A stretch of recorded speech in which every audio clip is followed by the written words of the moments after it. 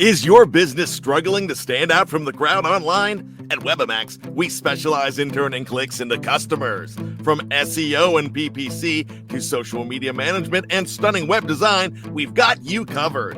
Boost your online presence and drive real results. Ready to take your business to the next level? Visit Webamax.com. That's WEBIMAX.com for a free digital analysis. Roll the web with Webamax.com. Hello, it is Ryan, and we could all use an extra bright spot in our day, couldn't we? Just to make up for things like sitting in traffic, doing the dishes, counting your steps, all the mundane stuff. That is why I'm such a big fan of Chumba Casino. Chumba Casino has all your favorite social casino-style games that you can play for free anytime, anywhere with daily bonuses. That should brighten your day a little. Actually, a lot. So sign up now at ChumbaCasino.com. That's ChumbaCasino.com. No purchase necessary. VGW Group. Void where prohibited by law. See terms and conditions. 18+. It's time for today's Lucky Land horoscope with Victoria Cash. Life's gotten mundane, so shake up the daily routine and be adventurous with a trip to Lucky Land. You know what they say. Your chance to win starts with a spin.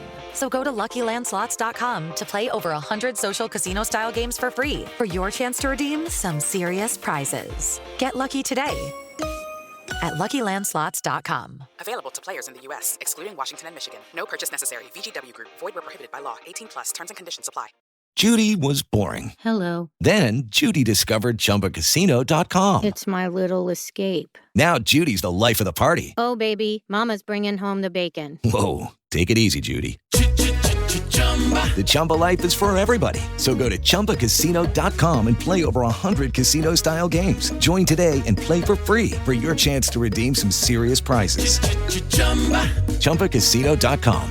No purchase necessary. Void where prohibited by law. 18+. Terms and conditions apply. See website for details.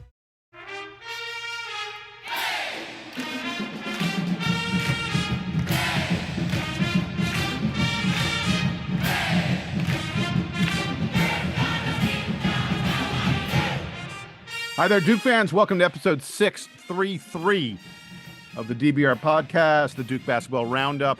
We are almost at the NBA draft, and it's time for our annual draft preview. I am Jason Evans. Joining me is my buddy Donald Wine. Donald, how you doing this morning? Doing great. I'm headed to Texas for Copa America this weekend. So if anybody's going to the soccer game at Jerry World on Sunday, come find me in the hot, blazing sun. Jason is hot basically everywhere in America right now. So welcome to summer. Yeah. And speaking of hot, we've got a hot guest that we're about to bring to you. I don't see any reason to do any big delay on any of this.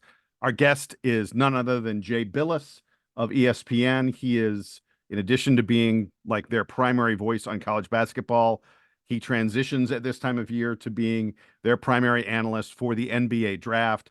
And we wanted to talk to him about both Jared McCain and Kyle Filipowski. Our conversation with him starts with Kyle Filipowski. Actually, it doesn't. It actually starts with something else that we'll get to in a moment. But here is the first part of our chat with Jay Bilas, specifically about the NBA draft and Kyle Filipowski.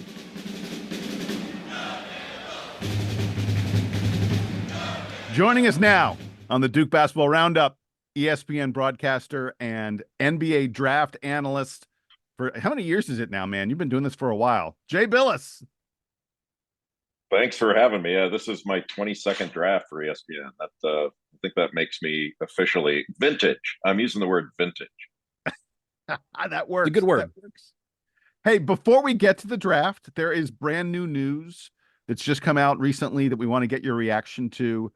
A fellow member of the Brotherhood, a fellow broadcaster at ESPN, JJ Redick is getting the LA Laker job. Just give us your quick reaction to that. What do you think about someone going from the broadcast booth directly to the coaching sidelines? I'm thrilled for JJ, for the Lakers, the whole shebang. I grew up in Los Angeles and grew up a Laker fan. And I was in high school. I actually went to high school with Jack McKinney's son, who was a teammate of mine, and then with Paul Westhead's daughters when that whole thing happened where McKinney fell off his bike in the Palos Verdes area, and then Paul Westhead took over, and that's when Pat Riley came out of the broadcast booth with Chick Hearn and became an assistant, and then took over as head coach after the 1980 season. I think it was 81. And so I was in high school then, and kind of knew some of the people, at least tangentially, involved in all that stuff. So, and now JJ's being compared to Pat Riley a little bit with the move.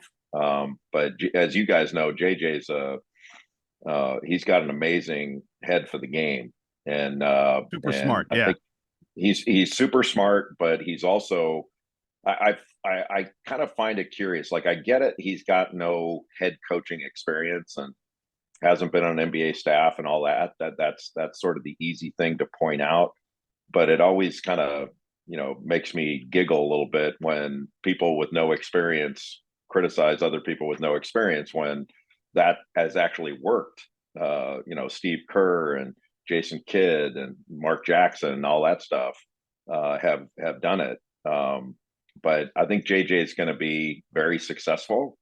But like with everything, there have been people with nothing but NBA experience that have gone into head coaching jobs and haven't done well. So it's a difficult job, but if anyone can do it and do it well, I think JJ can. He's a fantastic basketball man. Jay, I think we're all high on the prospect of JJ Redick as head coach, and we're really excited for him. But you're a Lakers fan. Is there any concern about JJ taking that job, right? With, the title being, the bar being title or bust. And sometimes, like in the case of Frank Vogel, it's not enough. Darvin Ham won the in-season tournament. He doesn't keep his job. There's a lot of a huge cycling of coaches going on there down in LA. How does JJ earn the job security necessary to do that job successfully? That's a good question. I just don't know that there is such a thing as job security in professional sports or college sports. You either win or you don't. And I kind of look at it as, what's the worst thing that's going to happen? Is it doesn't go as well as people would like, and he gets fired, and then he goes somewhere else or gets back into broadcasting. I mean, he's got options galore in his life. So I think he's going into this with not only something to fall back on, but amazing options in other areas. So I think he can go in and do it his way.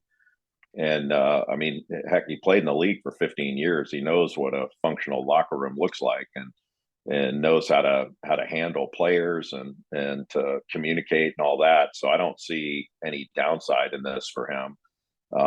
Everybody, I've always looked at it this way. I don't know whether it's right or wrong, but whether it's a college head coaching job or professional, the coaches that don't get fired are the exceptions. Like, look down the list of national championship coaches of the past 50 years. I mean, the high percentage of them have gotten fired after they won a championship. And that's true of the NBA. I mean, the NBA coach of the year seems to be like the invitation to a pink slip. Your coach of the year, and then fired not long after that. So I don't even worry about that stuff. Like, JJ is going into this with his eyes completely open to what's out there. It's a great opportunity, and I just don't see him being the type that takes a job or any opportunity looking at the worst case scenario. I think he'll do extraordinarily well. Jay, hey, I want to go ahead and get us now to the real reason we're here, which is the NBA draft. And I want to start with Kyle Filipowski. And I guess my initial question for you is, do you think, did Kyle make the right move coming back to Duke? It feels like his draft stock is pretty similar this year to where it was a year ago, 20-ish. Maybe a year ago he was late 20s, maybe he's early 20s, but certainly not like it's not like coming back for a year gave him an extra 10 spots, put him in the lottery or anything like that. What do you think about what's your assessment of Kyle's decision to come back to Duke in terms of his draft stock? Yeah, that's a good question. I think it's all personal to each player. And so there's always a question of draft stock versus actual preparedness. And I can't imagine that Filipowski is not more prepared to go into the next phase of his career, having come back for another year, than he would have been otherwise. Where a guy is drafted and how much he makes initially is one thing. And I know people kind of get wrapped up in that.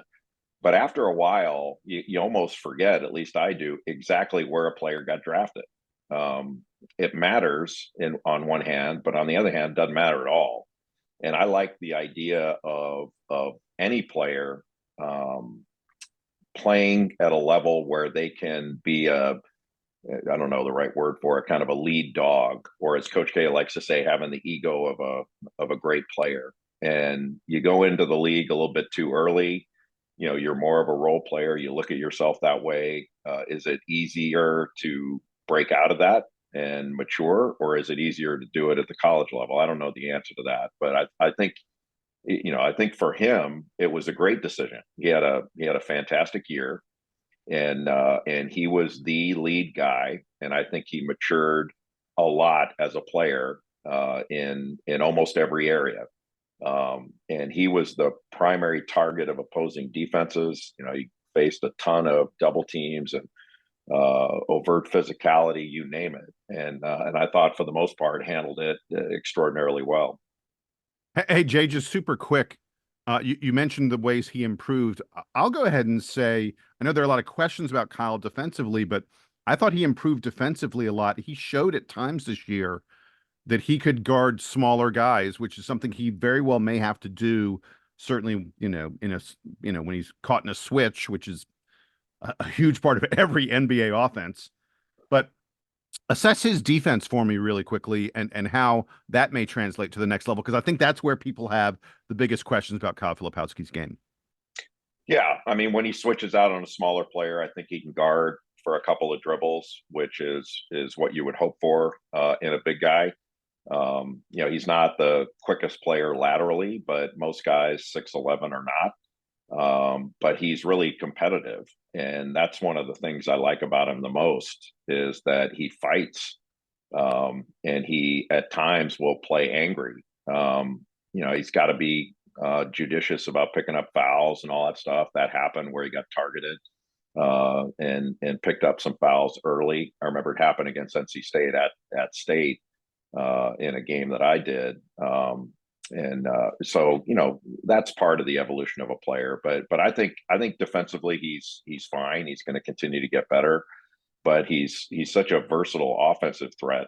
So he can play pick and pop, and he can roll down into the post, and he can knock down a three. I think he's going to get better there, where he gets more consistent. But he's a really good prospect, and I think he has a chance to go in the late lottery. But I can't imagine him hanging around the draft after pick number 20. Look, when we're talking about Kyle Filipowski, you mentioned his versatility, the ability to cover the 4 and the 5, to play the 4 and the 5, all his strengths on offense. What's the qualities that NBA teams are loving the most about his game? Why is he in that first round, even lottery conversation? Well, it's the versatility piece. Like he rebounds well. He can impact plays around the basket, and then the versatility on offense of his ability to play inside now. He's not just a low post kind of around the basket, 12 feet and in big guy. He can stretch the floor out to the 3-point line, and he shot in the low 30s, if I remember right, from 3. But that threat of being able to make that shot, and I think he can up that percentage, even though it's a step further out in the NBA. I don't think that's that big of a deal for him. But being able to knock down those shots is a big deal, and especially in today's game, because stretching the defense is really important to open up space. And he can be a floor spacing big guy. He's not the same as a guy like Derek Lively II, who was coming out a freak athlete, but he's athletic and he's tough. He's physically tough. He's mentally tough. And I think that's going to take him a long way. On the other side, what are some of the things that you think he needs to work on at the next level? What's the one thing that NBA teams are maybe looking at and saying, hey, if you can get this up, this will make you a really good basketball player on the next level? I think I do think his mobility, he's a mobile big guy, but improving that. And I think being a little better with the ball, where he's more efficient with it, turning 2 dribbles into 1, and being a little bit more explosive in that regard. But he's got the aptitude for it. I mean, he's going to get better. He's still a young player, and I think we have all talked about this in past years that, because of my vintage status, I remember this, but I mean, when I was coming out of school, guys stayed 4 years, and the guys who left early left after 3. And when Tim Duncan comes out, in 96, and he was a 22-year-old rookie that had a lot to learn and a big runway ahead of him to get better. And now, if you haven't had it all figured out when you're 19, somehow that's a problem. And I don't see it that way. And I think the NBA seems like it's trended more toward older players, that they know what they have, and they're not finished products either. Not everybody that gets drafted is going to be an all NBA player, but they can be really valuable pieces in a championship team. And Kyle fits that mold. Like, I think he's going to be an excellent player. Now, is he going to be an NBA All-Star or all that stuff? I don't know that. I mean, I think he's got that capability, but at the position he's being drafted in, or will be drafted in, that's not the main consideration. He's a really talented player that's going to really help a team win. And that's what they're really looking for, especially at those spots. Like, he's going to be a starter in the league. And he's got the aptitude to be more than that. One follow-up that I had, freshman year, you saw Kyle Filipowski do a lot more of grabbing the ball, getting the ball in the wing, and going downhill towards the basket, kind of charging the basket and getting his points that way. Last year, we saw a little bit more of him with his back to the basket and more of a 5 role. Which, on the next level, do you think he's going to be more of that guy that they're going to ask him to do more downhill, or do you think they're going to ask him to kind of stay in the paint and kind of have a back to the basket type of game? I think it'll be a mix of both. The NBA is not really necessarily a low post big guy game anymore.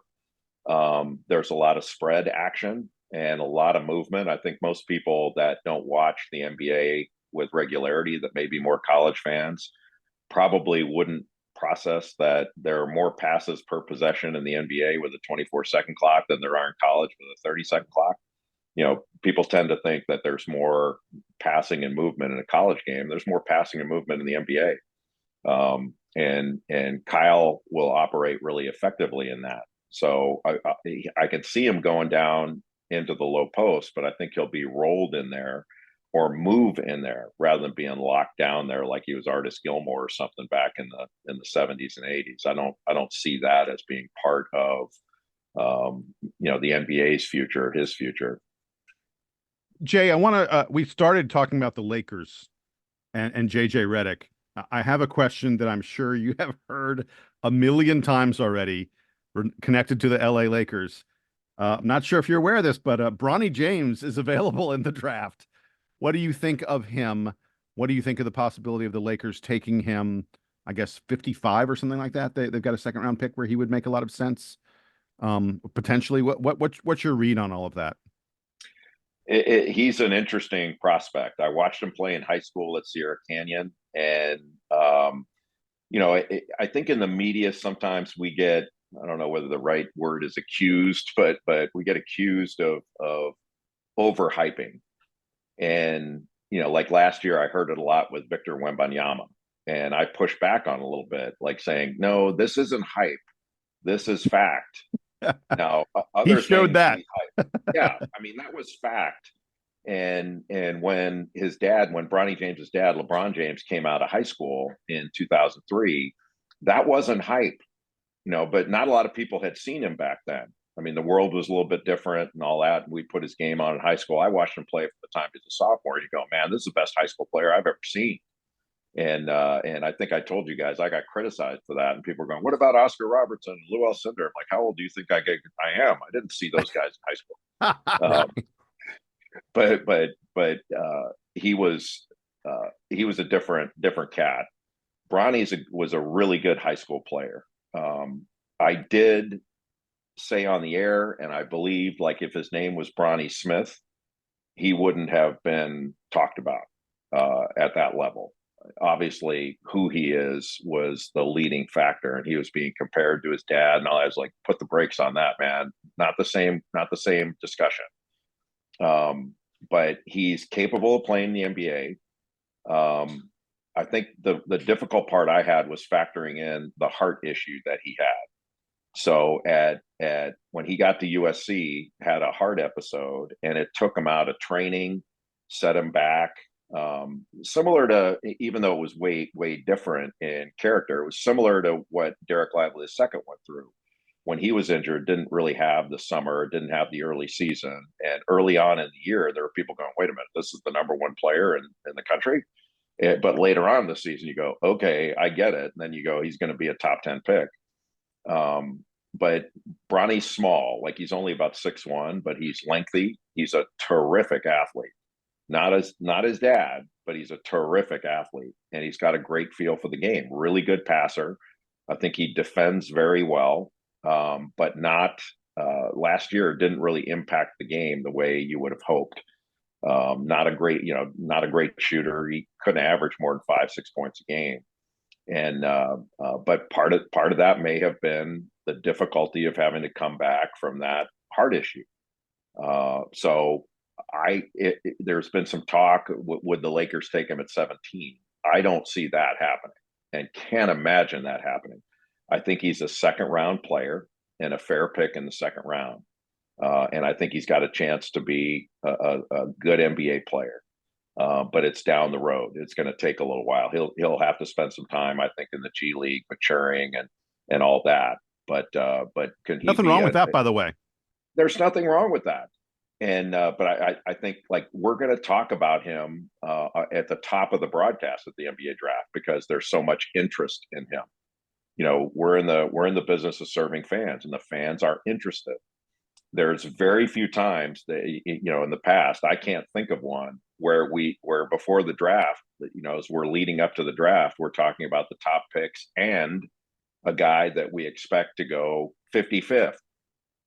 And you know, so that's a little bit of a different feeling. But you know, on one hand, you want to try to accurately assess what he is and what he can do and what he will be. And then on the other hand, you have to acknowledge that this guy, people are interested in this, and that can be a delicate balance sometimes.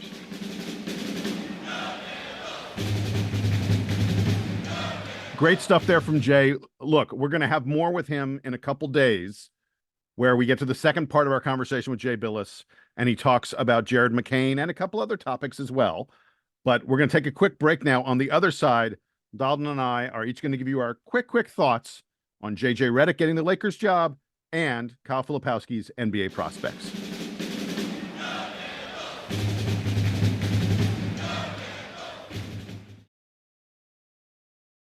It's time for today's Lucky Land horoscope with Victoria Cash. Life's gotten mundane, so shake up the daily routine and be adventurous with a trip to Lucky Land. You know what they say, your chance to win starts with a spin. So go to LuckyLandSlots.com to play over 100 social casino-style games for free for your chance to redeem some serious prizes. Get lucky today at LuckyLandSlots.com. Available to players in the U.S., excluding Washington and Michigan. No purchase necessary. VGW Group. Void where prohibited by law. 18+. Terms and conditions apply. Hello, it is Ryan, and we could all use an extra bright spot in our day, couldn't we? Just to make up for things like sitting in traffic, doing the dishes, counting your steps, you know, all the mundane stuff. That is why I'm such a big fan of Chumba Casino. Chumba Casino has all your favorite social casino-style games that you can play for free anytime, anywhere with daily bonuses. That should brighten your day a little. Actually, a lot. So sign up now at ChumbaCasino.com. That's ChumbaCasino.com. No purchase necessary. VGW Group. Void where prohibited by law. See terms and conditions. 18+. Hello, it is Ryan, and we could all use an extra bright spot in our day, couldn't we? Just to make up for things like sitting in traffic, doing the dishes, counting your steps, you know, all the mundane stuff. That is why I'm such a big fan of Chumba Casino. Chumba Casino has all your favorite social casino-style games that you can play for free anytime, anywhere with daily bonuses. That should brighten your day a little. Actually, a lot. So sign up now at ChumbaCasino.com. That's ChumbaCasino.com. No purchase necessary. VGW Group. Void where prohibited by law. See terms and conditions. 18+. Step into the world of power, loyalty, and luck. I'm gonna make him an offer he can't refuse. With family, cannolis, and spins mean everything. Now, you wanna get mixed up in the family business. Introducing The Godfather at ChumbaCasino.com. Test your luck in the shadowy world of The Godfather slot. Someday, I will call upon you to do a service for me. Play The Godfather, now at ChumbaCasino.com. Welcome to the family. No purchase necessary. VGW Group. Void where prohibited by law. 18 plus. Terms and conditions apply.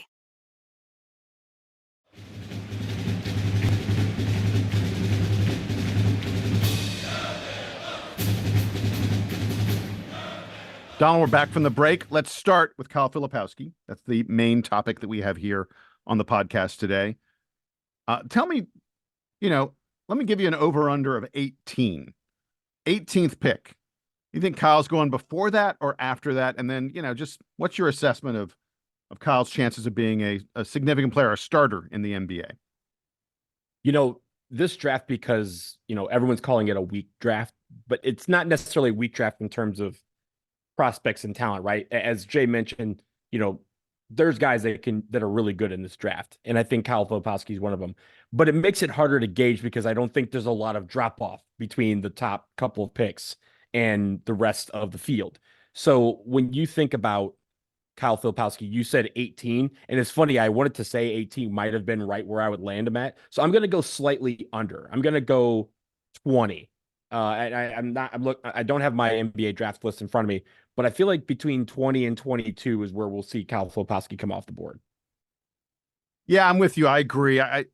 There was a time, I guess, sort of before all the draft stuff started playing out, when I was just sort of gaming it in my head, and I was like, oh, I think Flip has a chance to go in the lottery. I don't know why NBA teams, I don't want to say they've soured on him, but it just feels like he isn't getting as much buzz as some of the other guys. I feel like maybe there's a bit of he's not an uber athlete kind of thing, which I'm not sure I agree with. He's a guy, he's clearly a really, really good athlete. He's clearly 7 feet and does stuff as a 7-footer that not a lot of other 7-footers do.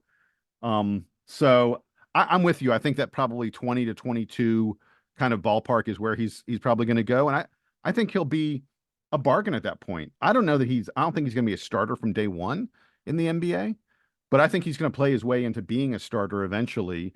And it'll be one of these situations. Look, I talked on the podcast the other day. If you redrafted last year's draft, Derek Lively goes like 2 or 3, and he went, outside the top 10. I think it's one of these things where I don't know about in a year, but in 2, maybe 3 years, if you redraft this draft, I think Flip is going to be one of those guys who are going to be like, oh yeah, that guy was one of the, right around one of the top 10 players in this draft, even though I expect him to go in the early 20s this time around.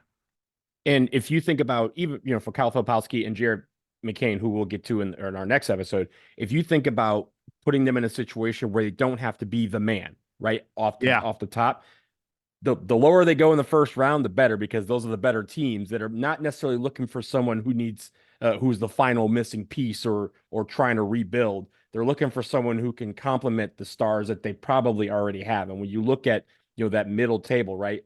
I have the draft list in front of me, Jason. 19 is the Raptors, 20 is the Cavaliers, 21 is the Pelicans, and 22 are the Phoenix Suns. And when you look at some of those teams, you're like, okay, he doesn't necessarily need to walk in there and be handed the starter's role in 40 minutes a game. He could be capable of working his way into that. But I think also, as Jay mentioned, it's a question of whether he's going to be that guy who gets the ball in the wing and drives to the lane and that type of guy, or is he going to be a guy that's going to be, more back to the basket than out on the wing? The NBA right now, a lot of guys are out in the wing. They like to play 5 out, and you need to have a versatile center to do that, a versatile 4-man to do that. I think that, those type of teams are going to be ones where they already have established big men or big men that can start and show him the ropes while he gets acclimated to life in the NBA. And I think he'll thrive in that situation. So yeah, I'm really, now looking at the draft list, I'm solid. 22, I think he's going to be gone. If he's lower than that, it's not a big deal. Like I said, this draft is a lot of guys kind of in similar talent levels. But I think, if he's gone by 22, it means he's going to a really good situation. Hey, really quick, your thoughts on JJ Redick getting the Lakers job? Actually, before you go, I'll go ahead and say that I know the prevailing wisdom is, the Lakers are this horribly dysfunctional organization and they change coaches so often. And JJ Redick has no head coaching experience. And this is a terrible fit as a result of that. A team that's impatient. and a guy who needs to learn on the job because, frankly, JJ has to learn on the job. He hasn't done this before. I'm gonna go against that belief, which is that I think JJ Redick is a super smart guy who clearly knows NBA strategy. He knows how the NBA works because he was in the league for a long, long time. And I mean, people who are smart about basketball say his podcast is one of the smartest podcasts around. I think JJ Redick is going to work out pretty nicely there in LA. And I know everyone is like, oh, LeBron. I think this is about JJ and Anthony Davis. The future of the Lakers is AD. And I think AD had to have signed off on this deal and has to feel good about JJ Redick as his coach moving forward. Again, I'm going against the conventional wisdom here on this. I think it's a perfectly good hire by the Lakers, and I think JJ is going to be there for a while. I struggle with this only because, one, I agree with you. I think JJ is going to be a great coach. I love JJ. I think he's one of the brilliant minds out there. I think people who reduce him to being just a podcast host is doing him a disservice because he is way more than that. He was a great basketball player, great shooter, cerebral to the game, was on ESPN and doing first take hits and being a color analyst long before he became just a quote podcast guy right now. And he just got off calling the NBA finals. Podcast guys don't do that, right? NBA analysts do that. So he has that mind. I think where I struggle is with the Lakers. And it's not necessarily because the Lakers are this team that's terrible and they're going to be bad. It's because of the fact that there's a couple of elements here. One, you mentioned it. They do rotate coaches like to win because they have a high bar. And that's not something that I think JJ is going to shy away from. In fact, he's already, the report is that he's already trying to bring in coaches that have experience to kind of help him as he gets started there. I think the other dynamic that's going to be interesting is how he relates to LeBron James, because LeBron James and him are really close. It's not just that they have a podcast together. They are really close in life. They became close in life by talking about the game and being on this, mind link that none of us really have. And it was only until recently that they said, oh, let's put that in podcast form so that we can try and explain this to others in for a masterclass. But when friends are on teams, right, it's usually not in the dynamic of coach and player. And I think that's going to be the interesting dynamic is how does that mesh where, yes, he's going to be a player's coach, right? He knows a lot of the players. He played with some of these players, but is he going to be a guy that can command respect as a result? Because sometimes those two don't go hand in hand. I'm not saying that this is the case here, but it is something that people should watch, especially with the Lakers, again, in this high volatile, revolving door. How does he slam that shut in his case? But also, how does he keep that bar at the level that they expect? Remember, Darvin Ham wanted, an in-season title, is not coaching anymore. Frank Vogel won the NBA title in 2020. He was gone by the end of, I think he was gone before Christmas, it felt like, in 2021, maybe a little bit after that, but he wasn't there much longer. So how do you keep that success going and build it something? Because, as you mentioned, Anthony Davis is the cornerstone of this team that they need to build around, not LeBron James, but LeBron James is still the biggest figure in the room. That's how do you mesh with that? It's a really big challenge for JJ, but I think he can handle it. All right, with that, we're going to wrap it up here in the latest edition of the DBR podcast, Duke Basketball Roundup. Send us your emails, dbrpodcast@gmail.com. We love to hear from all of you. For Donald, I am Jason. A reminder, coming at you in the next couple days, part 2 of our conversation with Jay Bilas. This time we're going to be talking about Jared McCain and the NBA draft. We're talking about how deep this specific draft is. And I got this tease for you folks. You ready? Jay's going to give us his assessment of Cooper Flagg as a draft prospect. All that coming up on the next issue of the DBR podcast. Until then, here's the Duke band to play us out and take us home.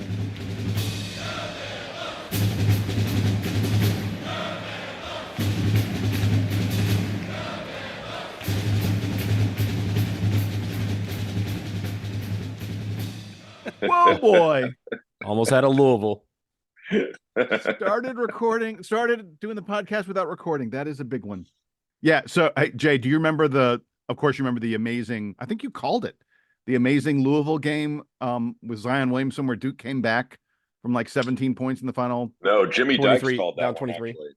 Yeah, I was watching that. I was doing another game somewhere, but I was watching that. Yeah, I do remember that. So when that game ended, Donald and Sam and I hopped on and did a podcast where it was like we were like drunk and just, going insane. And I didn't for about an hour. Yeah, for an hour. No recording. The other one is I interviewed Bobby Hurley for the podcast. It took me like weeks to set it up with the Arizona State SID and stuff. I interviewed Bobby Hurley. Spoke to him for like an hour and 15. It was a great interview. All about, 91, 92, all this other kind of stuff. I didn't record it. That's awesome. Unbelievable. So I almost did that again.